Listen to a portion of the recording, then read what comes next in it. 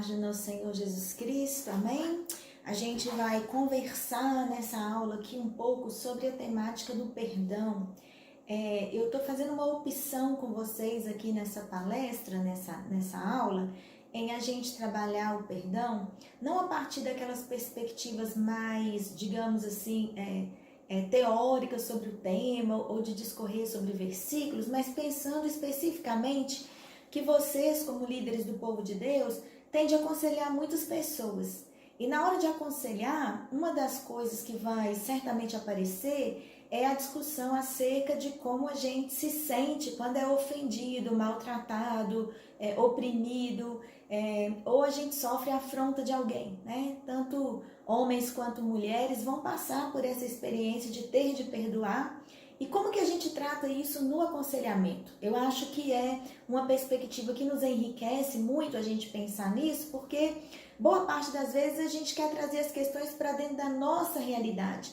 E a gente precisa compreender como aconselhar os outros sobre esse tema, já que é um tema assim bastante complexo e que vai envolver muitas subjetividades, né? Cada jeito de cada pessoa, cada história de cada pessoa interfere na maneira como ela vivencia a experiência do perdão, também interfere em como ela compreende as suas dinâmicas relacionais e, consequentemente, sobre como ela interpreta os versículos bíblicos relativos a esse assunto. Também para que a gente possa perder, eu acho que algumas perspectivas que às vezes a gente tem, que são um pouco românticas sobre esse assunto, né? Que é assim, vai chegar uma hora que vai ser muito fácil perdoar, que vai ser muito simples, ou que a pessoa que não perdoa é porque não tem o Espírito de Deus, e algumas questões que às vezes trazem angústia para os nossos aconselhados, né? Principalmente aconselhados e aconselhadas, principalmente quem está começando aí a sua jornada de fé, né? Um texto que me inspira muito a pensar sobre isso, do ponto de vista prático, é a história de José, né? Quando a gente chega ali no ciclo de José, no livro de Gênesis, nos capítulos 41 até o capítulo 44, nós vamos ter a narrativa em torno desse momento em que José é vendido pelos seus irmãos, ele chega lá no Egito, ele sofre outra derrocada, porque ele é acusado falsamente de um crime, ele vai para a cadeia por causa dessa situação de assédio sexual. Lá na cadeia ele também não é compreendido, não é acolhido por aqueles homens que relatam a ele seus sonhos, ele continua preso ainda mais 2 anos. E chega aí um momento em que agora, depois de ter sido, digamos assim, liberado pelo faraó e agora está numa outra posição social, José recebe a visita dos seus irmãos, né? E ele começa a fazer muitos estratagemas. Alguns desses estratagemas a gente percebe claramente que são testes que José está fazendo para verificar qual é a disponibilidade de alma, qual é o espírito dos seus irmãos, se eles mudaram, se eles amadureceram, se existe alguma coisa de maldade no coração deles. José faz alguns testes, não é? E aí chega um determinado momento em que ele não consegue mais conter aquilo que ele está sentindo, ele se revela aos seus irmãos, e há momentos em que ele chora, durante a história vai sendo narrado isso, em que ele chora tão profundamente que até mesmo os seus empregados, os escravos da casa, ouviam os seus choros angustiados. Então, a gente tem um homem aí que está sofrendo muito para que ele possa efetivamente vivenciar a experiência do perdão.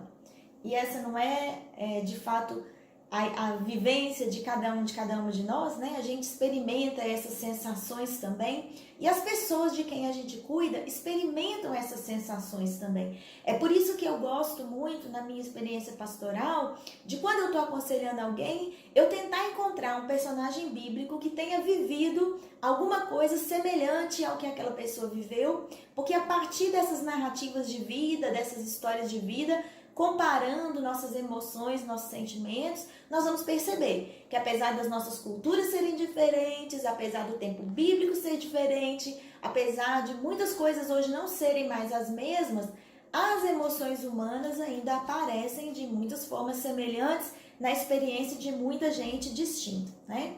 E José, então, ele mostra pra gente isso. E a primeira coisa que eu quero dizer pra você que está aconselhando alguém. O caminho do perdão é um caminho muito difícil de trilhar. Não subestime as emoções das pessoas de quem você está cuidando, não menospreze a dor dela no seu processo, não atribua aquele sentimento dela, ou a sua reserva, ou a sua dificuldade a uma falta de fé.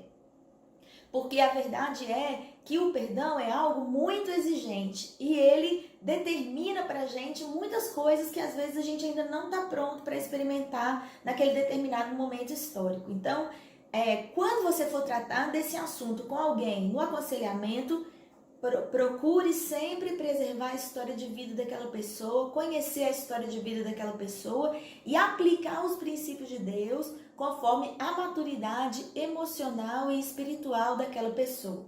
Muitas vezes tem gente que já vai liberar o coração rapidamente, tem gente que vai ter mais dificuldade pela sua própria trajetória de vida. Então a gente precisa entender isso, porque perdoar implica também reconstruir laços de confiança, reconstruir laços de relacionamento, muitas vezes, implica a gente ter que superar situações, mudar hábitos, para que esse perdão possa de fato se tornar algo incorporado à vida da pessoa. E da mesma maneira, não subestime o sentimento das pessoas relativos ao ato de ser perdoado ou ser perdoada, porque ser perdoado ou perdoada é tão difícil quanto perdoar, né? A gente tem que tratar coisas nesses dois lados da relação aí, né? E há um destaque também que eu gostaria de fazer, que é esse peso da questão espiritual que também está posta quando se trata da temática do perdão. Lá em Gênesis 44:16, os irmãos de José dizem isso, eles falam: Deus descobriu a nossa culpa, né? Então os irmãos de José também estão lidando com sentimentos em relação a José que foram acumulados ao longo desses anos. E quando eles se deparam com José vivo ali na frente deles, toda a situação é conturbada para eles também. Então tenha em mente, quando você estiver trabalhando com alguém que está precisando passar por uma experiência de perdão, que a gente está falando não de um momento ou de um ato que trouxe dor à vida daquela pessoa.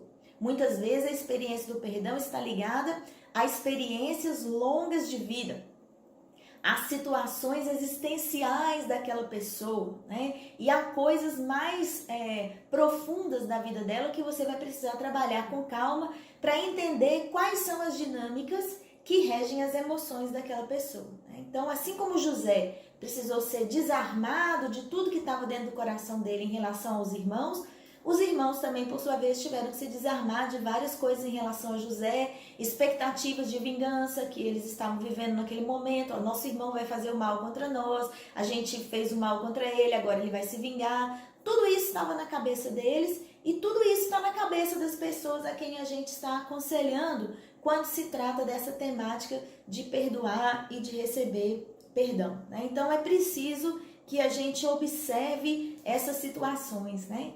Outra coisa que a experiência de José nos ensina é que quando você vai lá para o capítulo 45, versículo 24, tem uma instrução que José dá para os seus irmãos quando eles estão voltando para casa, e José diz assim: não briguem pelo caminho, né? Então, assim, muitas vezes nessa jornada do perdão, velhas memórias vão aparecer. E às vezes no aconselhamento a gente vai ver essa pessoa acusar muita gente, se ressentir de muita gente, se ressentir de si mesma. Então, quando se trata também de abordar o perdão numa perspectiva de aconselhamento pastoral, nós temos que estar preparados para lidar com essas memórias e não permitir que às vezes uma briga antiga, uma situação antiga seja misturada com aquela situação atual que a pessoa está vivendo, ajudar a pessoa a desvencilhar esses nós, né? Tem uma dinâmica que algumas pessoas que trabalham com casais fazem, que elas dizem o seguinte: como que é a cabeça do homem, você já deve ter ouvido isso, né? Como que é a cabeça da mulher? E eles falam assim: a cabeça da mulher é uma caixa onde tem um monte de fio misturado, e aí você puxa a briga de hoje, a situação de hoje, aí ela lembra de um negócio que aconteceu há 10 anos atrás. Vocês já devem ter visto esse estereótipo em algum lugar. Mas ele não é um estereótipo da mulher. Isso é do ser humano. Muitas vezes uma coisa que ataca, afronta e dói a gente hoje é uma coisa que a gente já vivenciou há muito tempo atrás, de outras maneiras, em outras circunstâncias, e quando são assim o que vai se chamar na psicologia dos gatilhos emocionais, uma coisa que desperta a outra, que puxa a outra, e isso acontece com os irmãos de José. Então José diz para eles: quando vocês voltarem para casa para trazer o meu pai, eu não quero que vocês fiquem remoendo lembranças pelo caminho, não briguem pelo caminho, porque vocês vão começar a fazer acusações de coisas que já passaram e a gente precisa dar um passo novo, né? Essa perspectiva precisa estar diante da gente no aconselhamento. Então, a primeira coisa que a gente precisa, então, ter diante de nós nesse processo é perdão. Não se trata apenas de eventos específicos acontecidos na vida de uma pessoa. Normalmente, aquilo que é mais necessário a gente perdoar vai estar relacionado a uma série de experiências de vida que vão se encadeando e que provocam respostas emocionais. A pessoa que está aconselhando precisa tomar muito cuidado para que ela não esteja vendo uma situação menor e perder de vista o panorama da vida daquela pessoa que está ali adiante de nós, né? E há alguns tópicos que eu quero trabalhar com vocês aqui, que a gente precisa levar a consciência de quem a gente está trabalhando, com quem a gente está trabalhando, no que tange a questão do perdão, né? Eu vou trabalhar aqui basicamente com vocês uma expressão que é do David Simmons e está no livro A Cura para os Traumas Emocionais. E David Simmons, nesse livro, ele trabalha uma definição de perdão que ela é muito pertinente para esse contexto que eu estou colocando aqui para vocês. Ele diz o seguinte: perdoar é abrir mão do direito de ficar com raiva. Perdoar é abrir mão do direito de ficar com raiva. Então, para a gente não esquecer, porque essa definição é muito importante, perdoar é abrir mão do direito de ficar com raiva. Então, nós vamos colocar isso dentro da vida dessa pessoa que a gente está aconselhando. E é por isso que entender e conseguir perdoar é algo muito, muito profundo diante dessas definições que nos são colocadas. Primeira coisa, ao trabalhar o perdão com a pessoa que a gente está aconselhando, como eu já mencionei, não devemos minimizar. Não minimize a dor da pessoa, não minimize o acontecimento, não minimize a situação. Aquilo que aconteceu está doendo, aquilo que aconteceu é sério. Pode não ser para você, pode não ser para mim, mas para aquela pessoa aquilo foi um motivo de um rompimento, né?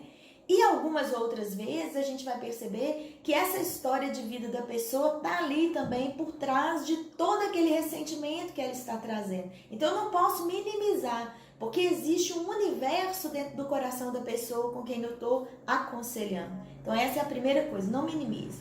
A segunda coisa que a definição de David Simmons nos ensina, à luz do que a gente veio discutindo até aqui, é que uma vez que aconteceu uma ofensa, há um direito à reparação. Esse direito à reparação, ele está previsto em várias leis no Antigo Testamento. Então, quando diz, por exemplo, olho por olho, dente por dente, está se falando em uma ideia que havia no Antigo Testamento de uma reparação necessária quando um mal fosse feito. Para quê? Para evitar que aquilo rendesse e às vezes até atrapalhasse a paz da comunidade. Então, a gente não pode também querer uma retribuição que seja maior do que o dano que foi feito. Essa era a ideia inicial que estava por trás dessa discussão do olho por olho, dente por dente. Então, se alguém machucou o meu olho, eu não posso ir lá e machucar os dois olhos da pessoa. Se eu quiser uma reparação justa, é um olho só, não é? Se alguém quebrou o meu dente, então a outra reparação que seja igual é eu quebrar o dente dela. O grande problema é que essa lei, pensada inicialmente para ser justa e colocada num ambiente de equidade, ela vai fazer com que esse ciclo se perpetue, porque a gente sempre vai estar querendo uma reparação por algo que aconteceu. Então, o perdão é abrir mão do direito. Então, eu reconheço que há uma injustiça cometida, eu reconheço que há uma necessidade de reparação, eu reconheço que há uma dor, mas eu preciso abrir mão do direito, né? E a expressão última termina dizendo do direito de quê? De ficar com raiva. de ficar com raiva.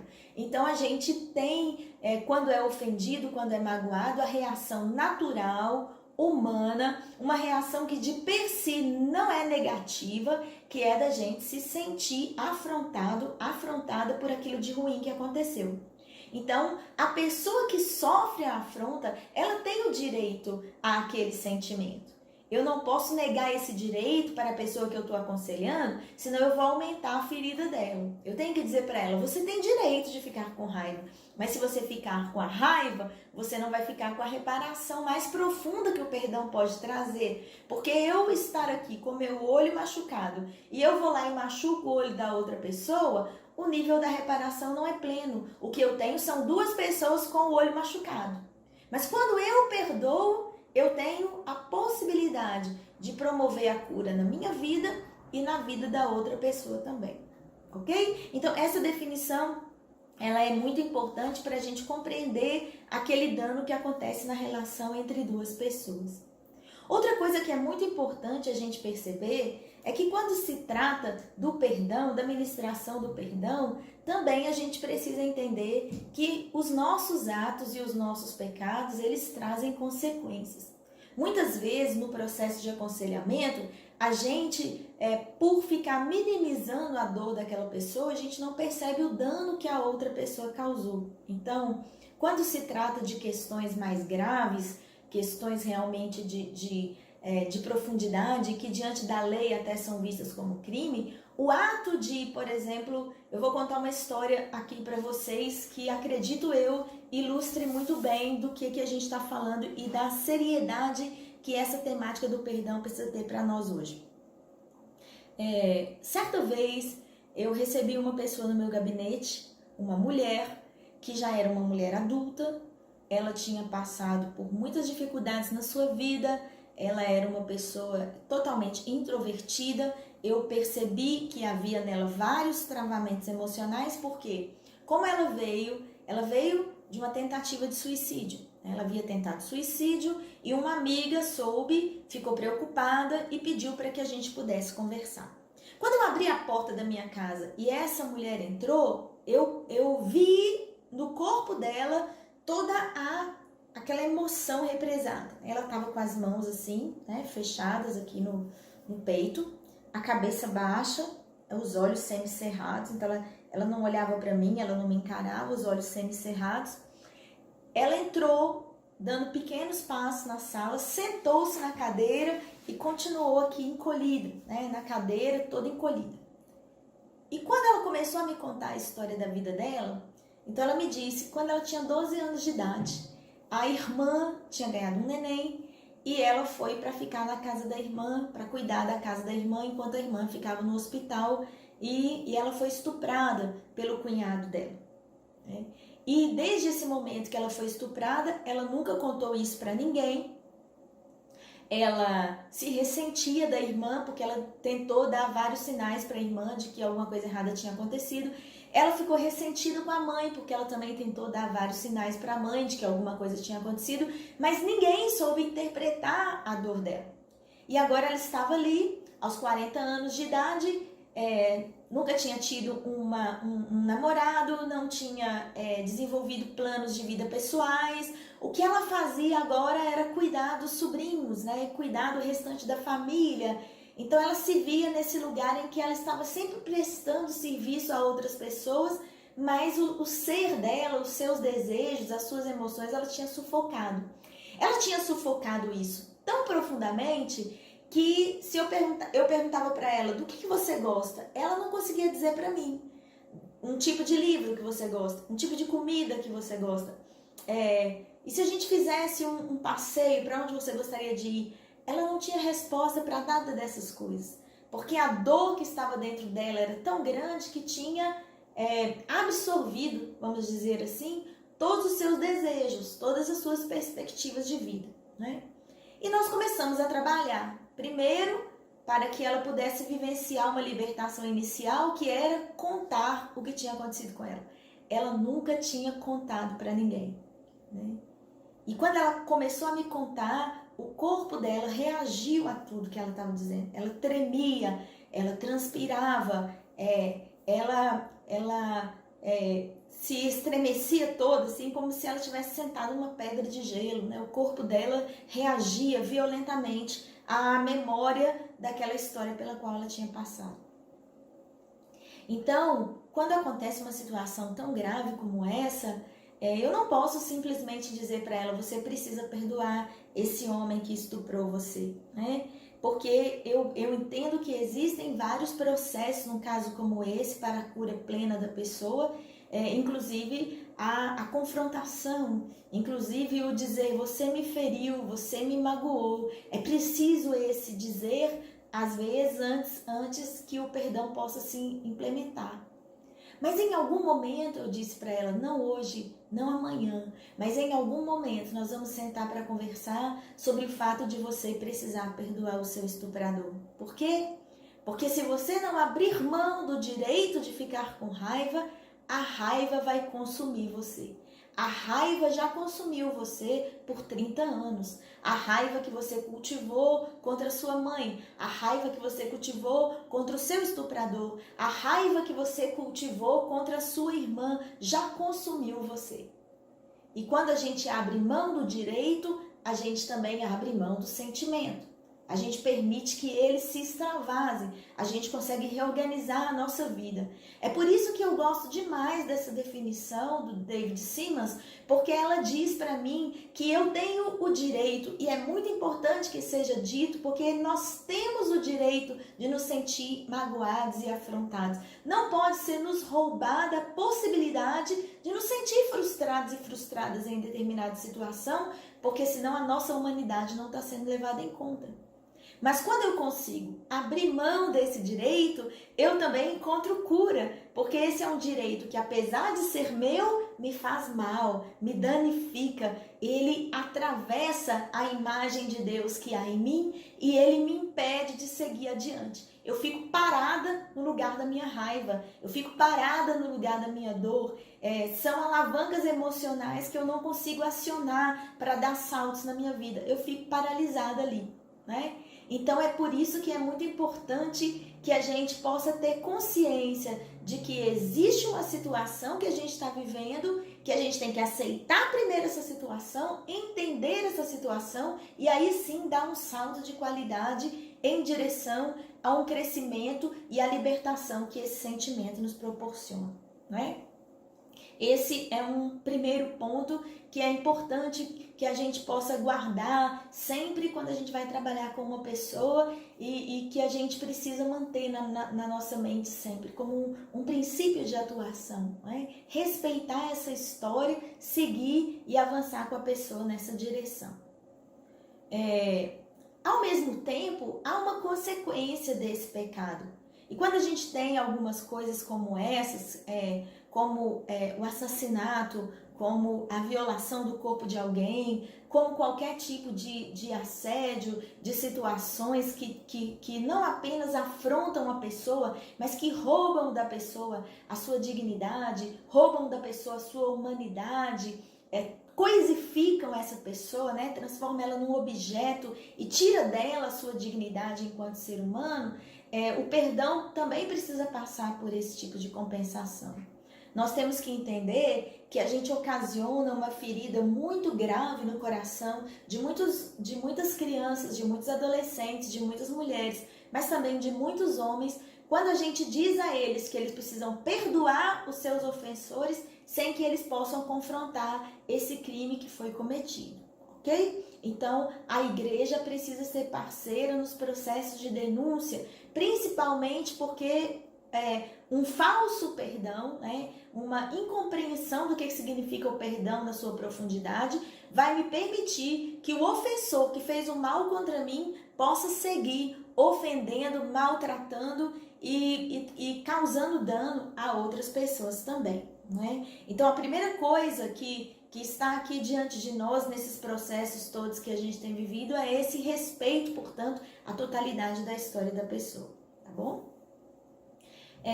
Dadas essas impressões, né, e esses contextos que a gente está colocando, nós podemos avançar para outros tipos de tratamento da questão do perdão na nossa vida, né?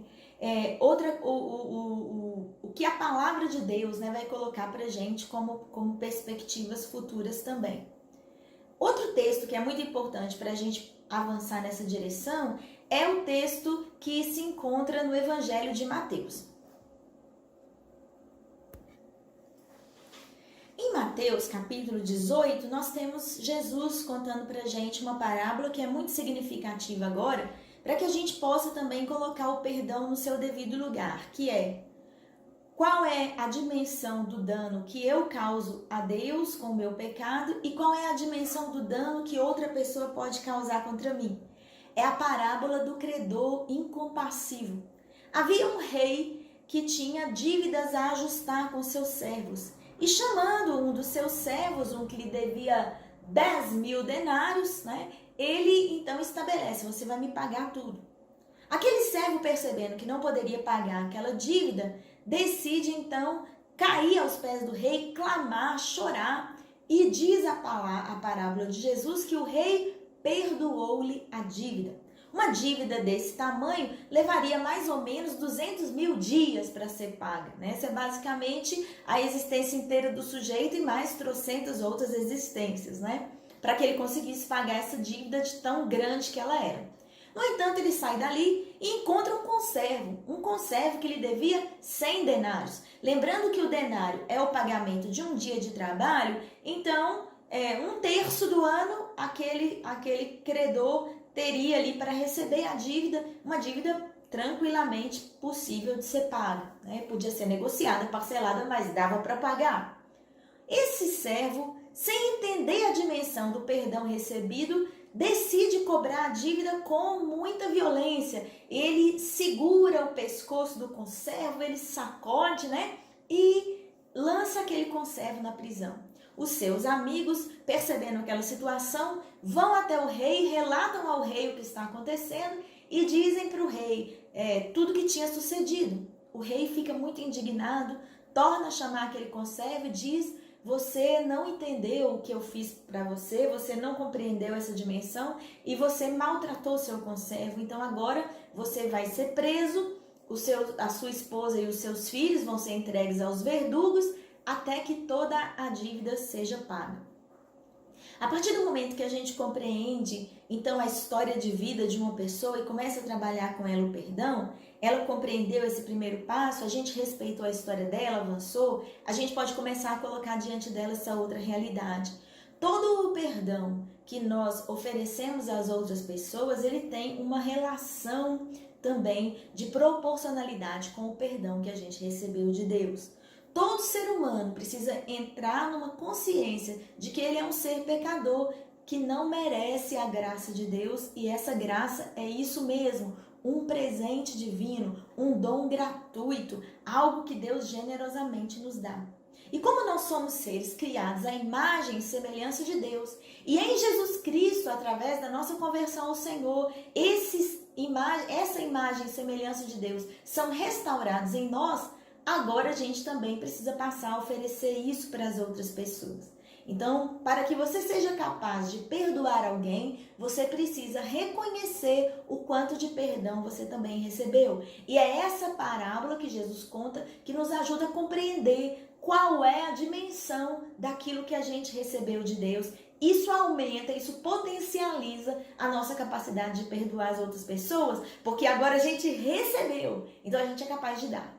Não é? O rei é dono de todas as coisas e nós temos uma dívida com ele. Como é que a gente contraiu essa dívida? Não se sabe. Como é que esse conservo consegue, meu Deus do céu, arrumar uma dívida desse tamanho com o rei? Né? Mas ele arruma. Eu e você arrumamos essa dívida com o rei. Nós nos endividamos com ele porque nós pecamos, nós ofendemos a santidade do Senhor, nós nos afastamos da presença dele, nós negamos os impulsos do Espírito Santo, nós maltratamos outras pessoas, nós desqualificamos o Evangelho, nós damos testemunhos equivocados, pecamos de muitas maneiras possíveis e acumulamos uma dívida de 10.000 denários. O rei chega o dia em que ele vai acertar as contas conosco. Como é que a gente vai fazer nesse dia? Não há nada que a gente possa fazer porque a dívida é grande demais para ser paga. Inesperadamente, o rei essa é uma prerrogativa do rei, né? É uma prerrogativa do rei. Ele decide perdoar. E eu e você também precisamos entender que Deus decide e a gente também pode decidir perdoar as outras pessoas. É muito importante, na hora do aconselhamento pessoal, a gente transmitir para as pessoas essa perspectiva que é muito profunda. O perdão não é um sentimento, ele não é uma sensação. Forçosamente, ele nos contraria, porque lembra? Havia um direito, mas agora eu estou abrindo mão desse direito. Portanto, perdoar é uma decisão. Como Deus decidiu perdoar o ser humano pecador, o ser humano também precisa decidir perdoar aqueles que fazem mal contra ele, contra ela. Então, quando a gente se encontra com uma outra pessoa, a gente acabou de receber o perdão de Deus, entendeu o que isso significa. Quando a gente se encontra com o nosso ofensor ou ofensora, a dívida dele é sempre menor. O que é que alguém pode fazer contra mim, por pior que seja, que eu, do ponto de vista espiritual, já não tenha feito muito pior com o meu Senhor por causa do meu eu pecaminoso? Não é? Deus sempre vai ter que perdoar mais a mim do que eu possa perdoar a qualquer pessoa. Por mais radical que isso pareça pra gente, nenhuma ofensa contra nós pode ser tão grande, nenhum mal contra nós pode ser tão grande do que aquilo que a gente, enquanto pecador, enquanto pecadora, também ofende na santidade de Deus. Isso já relativiza, não é? Em muita coisa a maneira como a gente olha para as pessoas que nos ofendem. É por isso que somente as pessoas que têm uma experiência profunda com o Senhor podem encontrar forças para perdoar coisas imperdoáveis. Porque de fato existem muitos males que a gente recebe que aos nossos olhos seriam imperdoáveis. Eles só se tornam perdoáveis porque a gente recebe de Deus a graça suficiente, a força suficiente para tomar a decisão de perdoar, né? E um determinado pregador, ao falar também sobre esse texto de Mateus, usou uma figura muito interessante que eu também gostaria de deixar aqui para você utilizar aí no seu aconselhamento com alguém que precisa perdoar. O conservo agarrou pelo pescoço o seu amigo que lhe estava devendo e disse: paga-me o que me deves. E aí esse pregador dizia: perdoar é tirar a mão da garganta do outro. Perdoar é tirar a mão da garganta da outra.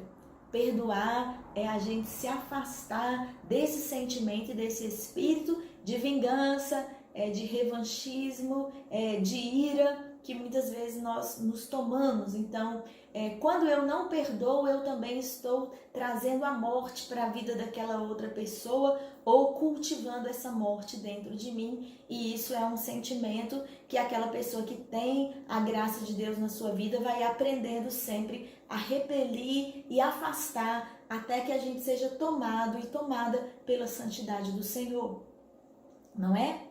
E o último aspecto que essa parábola também nos diz é que a pessoa que não perdoa, ela se coloca em uma prisão. Aquele servo, porque ele não conseguiu perdoar o seu conservo, foi vendido, todos os seus bens lhe foram tomados, a sua esposa, os seus filhos são também dados aos verdugos e ele é preso até que se pague a dívida. Essa figura que Jesus usa da falta de perdão como uma prisão, ela não pode nos falar simplesmente de uma condenação eterna e futura, que o texto também nos permite, né, compreender que existe alguma dimensão de juízo, né, talvez do juízo final, do julgamento do último dia nessa parábola. Mas também do ponto de vista prático e diário, de prisões emocionais. Eu já conheci pessoas que não conseguiram desempenhar ou desenvolver o seu perdão para alguém que tinha sido ofendido. E o resultado é que quando esse assunto era mencionado, quando essa pessoa vinha na conversa, imediatamente o ser daquela pessoa, como da moça que eu contei para vocês, se altera. Então, problemas psicossomáticos, pressão alta, alguns tipos de depressão, alguns tipos de ansiedade, alguns tipos de síndrome do pânico, não todos, estão relacionados com emoções maltratadas. E muitas vezes também a falta de perdão. Quando você se encontra diante do ofensor, taquicardia, sentimentos assim, né, profundos e que se manifestam no corpo, ali também aparece. Então é uma prisão. E aí a gente começa muitas vezes a perceber pessoas que evitam lugares, evitam situações, evitam oportunidades, porque não querem se encontrar com o seu ofensor. E quando encontram alguém que se comporta como seu ofensor ou ofensora, também não conseguem reagir, travam, né, ficam ali parados. Então essa é uma prisão. E o perdão, quando não liberado, também afeta nossas relações. Aqui no texto é colocado que a mulher e os filhos também foram vendidos por causa daquela dívida. Simbolicamente, para nós nessa parábola, a gente pode compreender a quantidade de vezes, por exemplo, em que o nosso casamento passa por crise, a gente tem dificuldade com os colegas de trabalho, nós não desenvolvemos amizades profundas porque há coisas não perdoadas em nós. Então, se a gente não se liberar daquilo, a gente nem vai conseguir estabelecer relações profundas com outras pessoas. E aí, muita gente entra nessa clausura junto conosco. Veja a gravidade disso na prática. Se a gente for olhar a história de muitas crianças que foram maltratadas, assediadas, ofendidas sexualmente quando elas eram crianças, e aí quando elas se tornam adultas, elas começam a fazer isso com outras pessoas. Elas trazem outras pessoas para dentro das prisões emocionais em que elas mesmas estavam.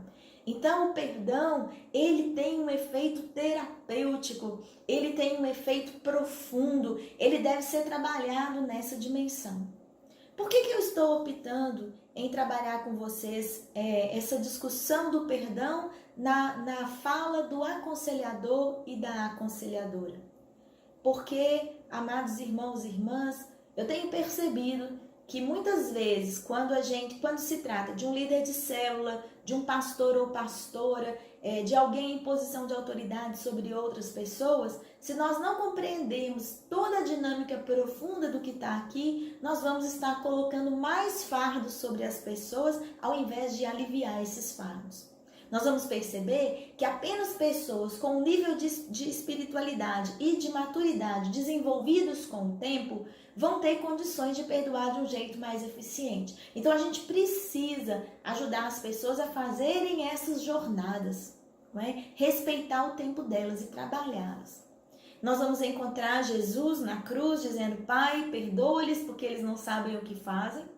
Nós vamos encontrar Estevão dizendo: Senhor, não imputes esses pecados, quando ele está sendo apedrejado até a morte. São dois exemplos de pessoas que têm uma autoestima bem desenvolvida, pessoas que têm uma relação com Deus madura, pessoas que foram trabalhadas pelo Espírito Santo. E aí sim elas conseguem chegar a esse nível de maturidade.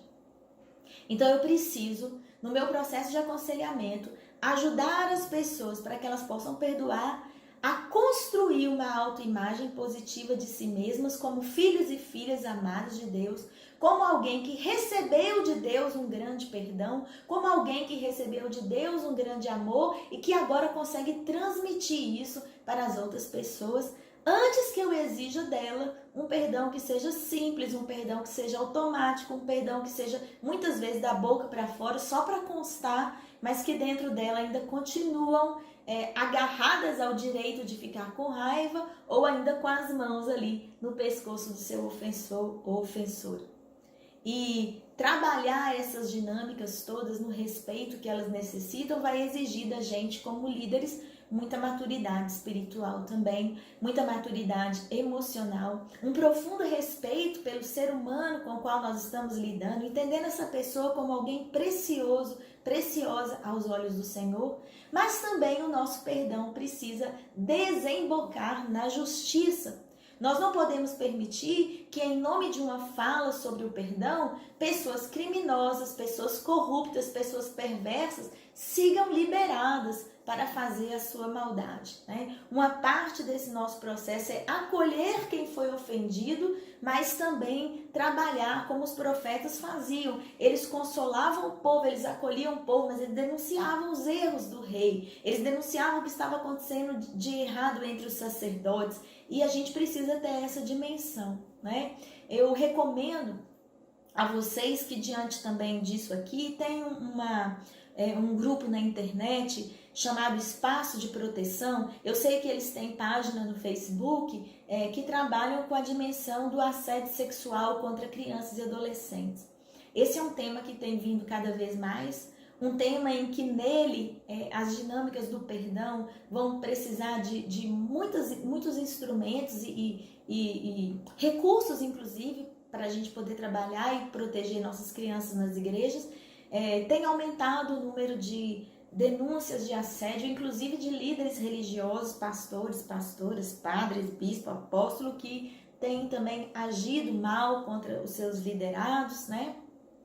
O que o Anselm Grun chama no livro dele de assédio espiritual, e a gente precisa então saber como lidar com esses casos que são específicos e que vão acontecer cada vez mais, porque esse mundo está se tornando cada vez mais perverso.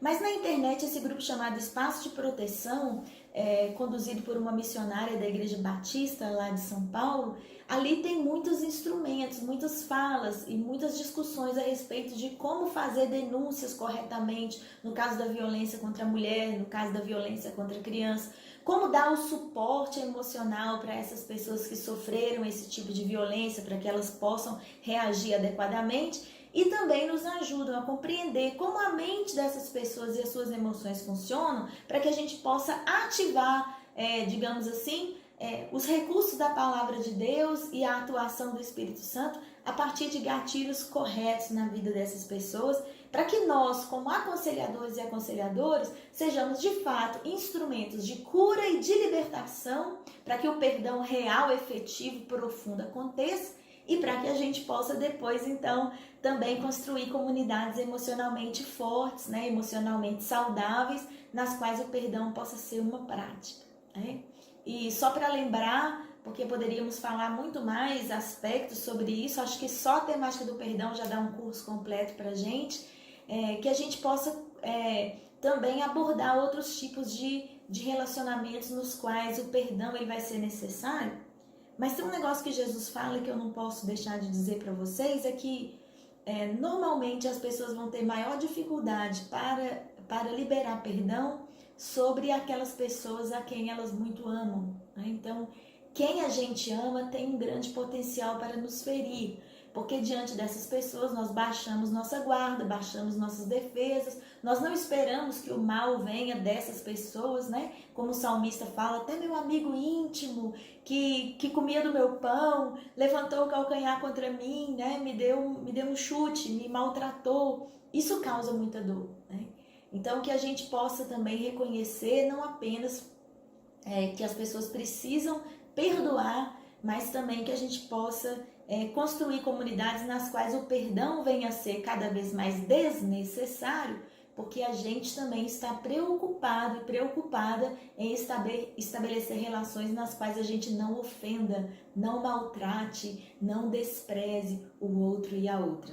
Esse é o ideal da comunidade cristã, e é nessa direção que a gente deve caminhar para com as pessoas, né? O perdão que você concede é o perdão que você também recebe, e o bem que você faz é o mal que deixa de acontecer, e isso vai estabelecer maior saúde para a sua vida, né? Eu termino deixando para vocês um versículo da palavra do Senhor que diz que nós devemos consolar uns aos outros e sermos suporte uns para com os outros. Você que é líder de alguém, você pode ser suporte para essa pessoa fazer uma jornada de perdão. E às vezes o perdão que hoje ela não consegue elaborar, se você construir com essa pessoa a identidade dela como filho e filha de Deus, ela vai perceber, como na parábola de Mateus, que o perdão recebido é sempre muito maior do que o perdão ofertado. E ela vai conseguir ter coragem de dar esse passo em relação à grande libertação, né? Devemos amar uns aos outros e perdoar uns aos outros, umas às outras, para que nós sejamos curados. Pessoas curadas são pessoas que também não ferem. E esse é o objetivo maior de todo esse perdão. Criar uma comunidade onde o amor seja a tônica e nós possamos avançar na direção de uma santidade prática, relacional e emocional também. Que Deus te abençoe.